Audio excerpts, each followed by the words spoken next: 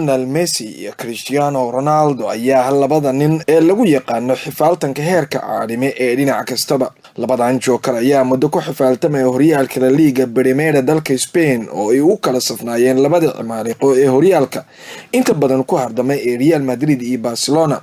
hase yeeshee sanadkan waxaa ciyaarta ka baxay CR7 oo ku biiray kooxda Juventus ee dheeshay jasiirad u ka horyaalka dalka Talyaaniga ee Lega Calcio.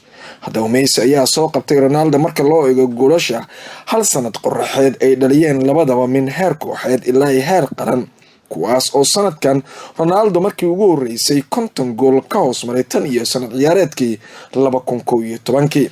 haddaba aynu fiirino 8 sano ee la soo dhaafay tira ahaan labadaasi ciyaaryahan goolasha ay dhalinayeen. 2011 Messi waxa uu dhaliyay 59 gool halka Ronaldo uu dhaliyay isna 60 gool.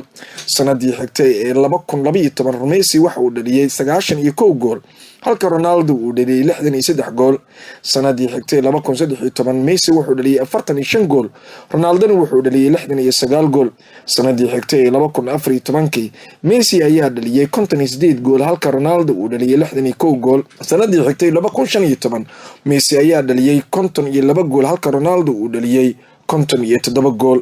sanadii 2016 Messi waxa uu dhaliyay 59 gool halka Ronaldo uu dhaliyay 55 gool. sanadii 2017 54 gool ayuu Messi dhaliyay halka Ronaldo 53 gool uu dhaliyay. sanadan sii dhamaanaysa 2018 oo ay maalin qura ka harsan tahay Messi wuxuu dhaliyay 51 gool halka Ronaldo markii ugu horeysay tiradaas uu ka hoos maray 50 gool isagoo shabaqiisa ku shubtay 49 gool.